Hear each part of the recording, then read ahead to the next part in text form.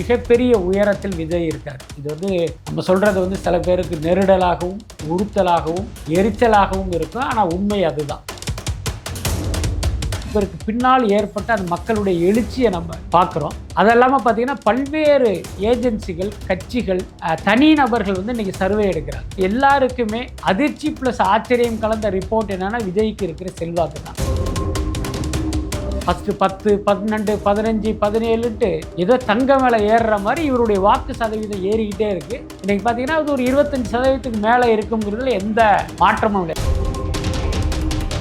தாவேக்காவை பொறுத்த வரைக்கும் தனித்து நிற்பதுங்கிற ஒரு முடிவை எடுத்துட்டாங்க. அப்படி இருக்கும்போது அவங்க எதுக்கு அலட்டிக்கணும்? அவங்க எதுக்காக வெயிட் பண்ணிட்டு இருக்காங்கன்னா, இப்போ காங்கிரஸ் இங்கே வரதா சொல்லியிருக்காங்க. ஜனவரி இறுதியில் அவங்க வரப்போகிறாங்க. விசிகாவும் பின்னாலேயே வருவதற்கும் வாய்ப்பு இருக்குது. ஏன்னா அப்போ இந்த கூட்டணி எல்லாம் முடிவான பிறகு நம்ம வேட்பாளரை அறிவிப்போனா அவங்க அமைதியாக இருக்காங்க. விஜய் வந்து ஒன்றுமே பண்ணலை, சும்மா உட்காந்துருக்காரு, சிபிஐ விசாரணைக்கு பயந்துட்டார் அப்படிங்கிறதெல்லாம் இவர்கள் செட் பண்ணுற ஒரு நேரேட்டிவ் தானே, மற்றபடி உண்மை இல்லை. ஸோ இதையெல்லாம் வச்சு தான் நம்ம சொல்கிறோம் 2026 தேர்தலில் விஜயினுடைய ரோலுங்கிறது மிகப்பெரிய அளவில் இருக்கும். அதிமுக கூட்டணியே பார்த்தீங்கன்னா ஒரு 3வது இடத்துக்கு தள்ளும். அதனால் விஜய் என்பவர் மிகப்பெரிய சக்தியாக இருக்கார். அது தேர்தலில் எப்படி ஒர்க் ஆகுது அப்படிங்கிறத நம்மளாம் பார்க்கத்தான் போகிறோம். இப்போது புதிய அறிமுகம் ஆச்சி ஹோட்டல் சாம்பார் 50 கிராம் ரூபாய் 20 மட்டுமே. Prince Jewelry in பிரம்மாண்டமான festive offer. Pay just 6% value addition for all gold jewelry. Prince Jewelry, Chennai. TNC apply. Uday Krishna அசல்னே. சிட்டி ஃபாக்ஸ் நேயர்களுக்கு வணக்கம். நான் குரு. வலைப்பேச்சு பிஸ்மி அவர்கள் நம்ம கூட இணைஞ்சிருக்காரு. அவர்கிட்ட பேசலாம். சார் வணக்கம். வணக்கம்.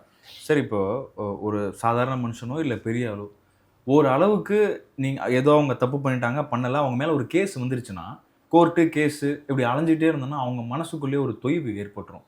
அந்த தொய்வை ஏற்படுத்தணுங்கிறதுக்காக தான் விஜய் அவர்களை இப்போ ஒரு பக்கம் சிபிஎஃப்சி அவங்களோட ப்ரொடக்ஷன் கம்பெனிலேருந்து கேஸ் நடத்திக்கிட்டு இருக்கு, இன்னொரு பக்கம் டெல்லிக்கு போயிட்டு வந்துட்டு இருக்காரு கரூர் இன்சிடென்ட்டு. இவரை தொய்வடைஞ்சிருவாரா, இல்லை அதுக்காக தான் இவங்க பண்ணுறாங்களா?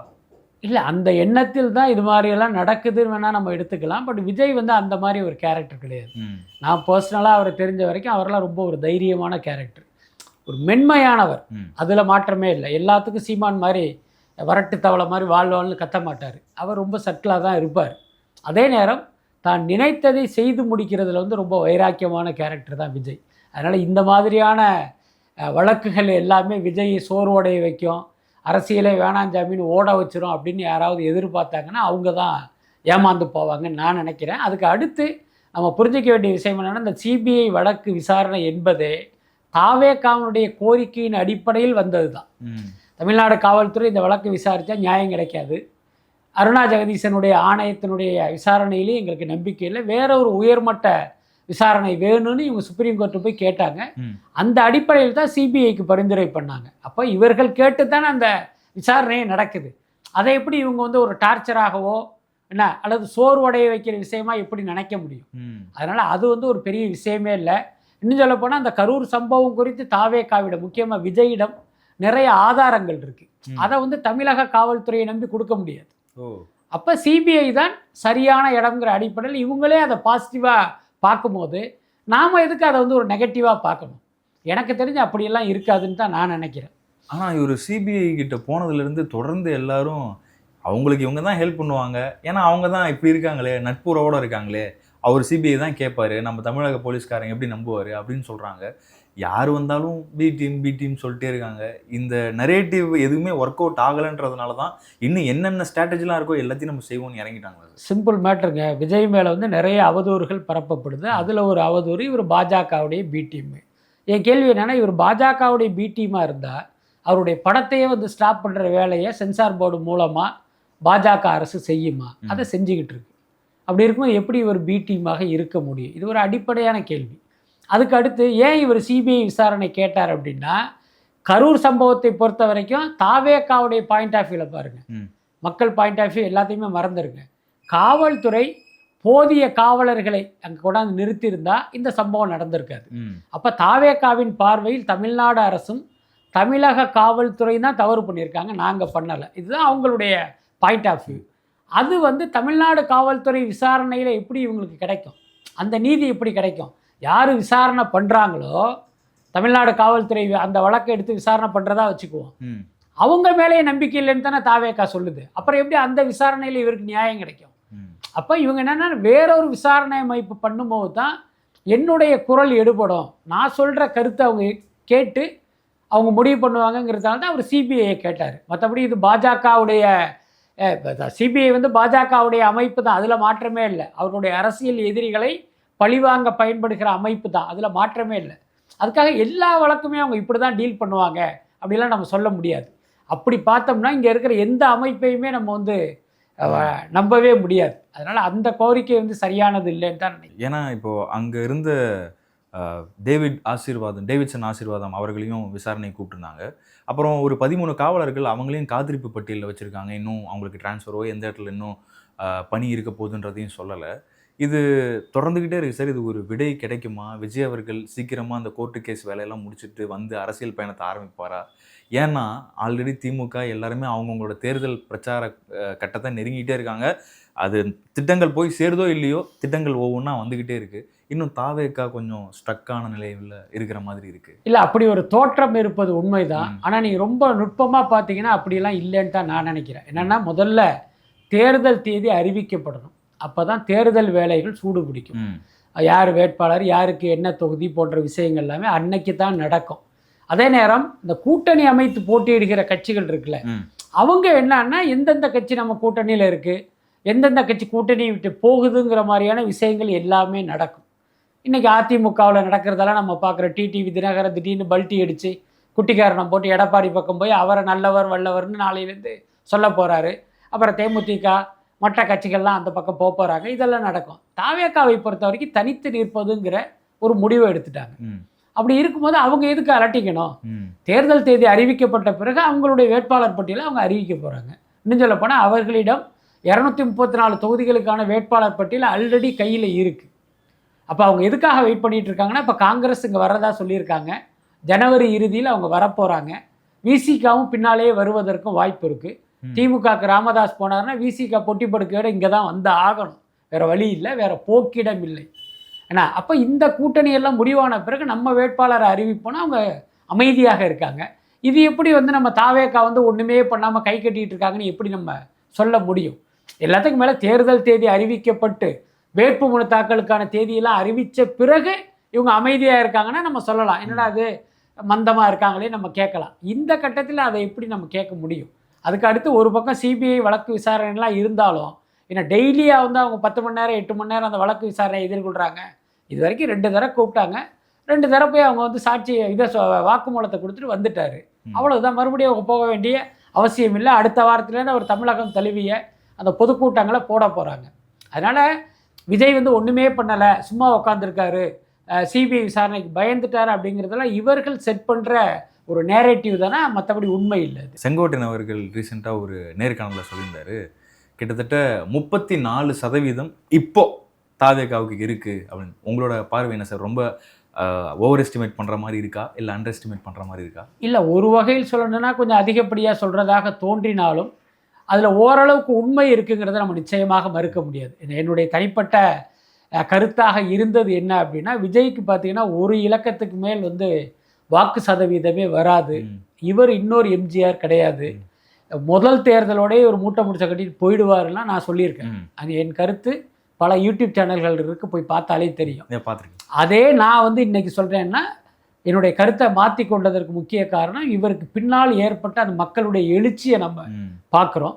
அதெல்லாமல் பார்த்திங்கன்னா பல்வேறு ஏஜென்சிகள், கட்சிகள், தனிநபர்கள் வந்து இன்றைக்கி சர்வே எடுக்கிறாங்க.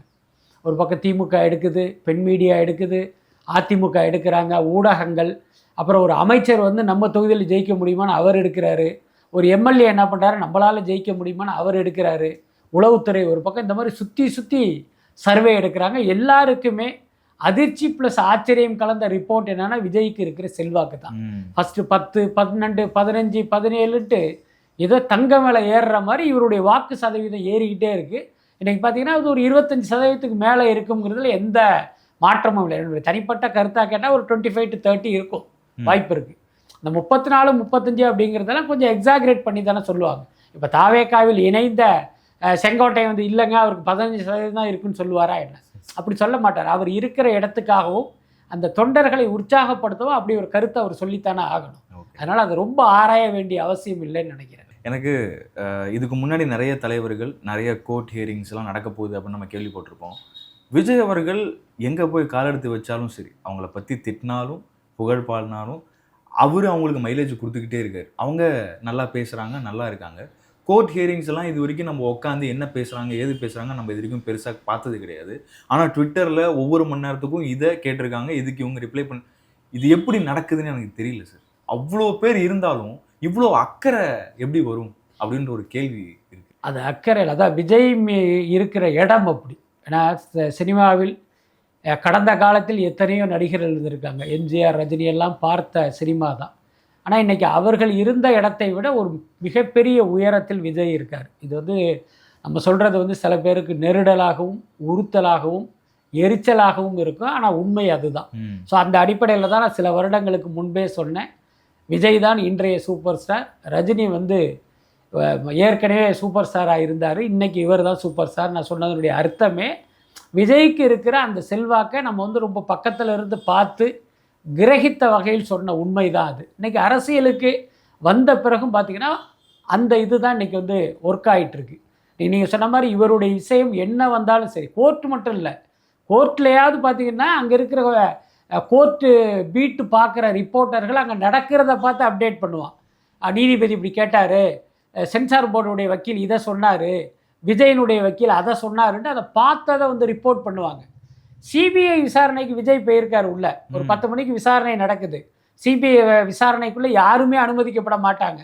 இவங்க உட்காந்துட்டு விஜய்கிட்ட இந்த கேள்வி கேட்டாங்க, அவர் இந்த பதில் சொன்னார்.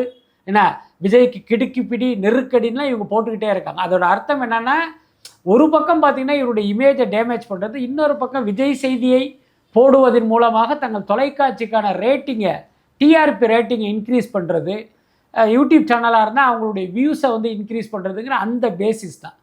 இதை மற்ற எந்த நடிகருக்கும் எந்த தலைவருக்கும் கிடைக்காத ஒரு மிகப்பெரிய அனுகூலம். ஸோ இதையெல்லாம் வச்சு தான் நம்ம சொல்கிறோம் 2026 தேர்தலில் விஜயினுடைய ரோலுங்கிறது மிகப்பெரிய அளவில் இருக்கும். அதிமுக கூட்டணியே பார்த்திங்கன்னா ஒரு 3வது இடத்துக்கு தள்ளும். இதெல்லாம் நம்ம சொல்கிறது பார்த்திங்கன்னா விஜய் மீதான அபிமானத்தில் இல்லை.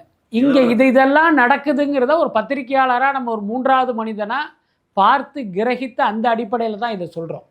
அதனால் விஜய் என்பவர் மிகப்பெரிய சக்தியாக இருக்கார். அது தேர்தலில் எப்படி ஒர்க் ஆகுது அப்படிங்கிறத நம்மளாம் பார்க்கத்தான் போகிறோம். இப்போ இதுக்கப்புறம் எத்தனை நடிகர்கள் வந்தாலும் விஜயை விட சம்பளம் அதிகமாக வாங்கலாம், ஆனால் அந்த செல்வாக்கு சக்தி விஜய் அளவுக்கு வர முடியாதுன்றது நிச்சயமாக. அதில் எந்த மாற்றம் இல்லை. நீங்கள் சொல்கிற மாதிரி ஒரு 10 படம் வெற்றி அடைஞ்சுன்னா நடிகருடைய சம்பளங்கிறது ஏறிக்கிட்டே தான் இருக்கும். ஆனால் இப்போல்லாம் பார்த்தீங்கன்னா ஒரு நடிகருடைய படம் வெளிவராமலே அவருடைய சம்பளத்தை ஏற்றிடுறாரு.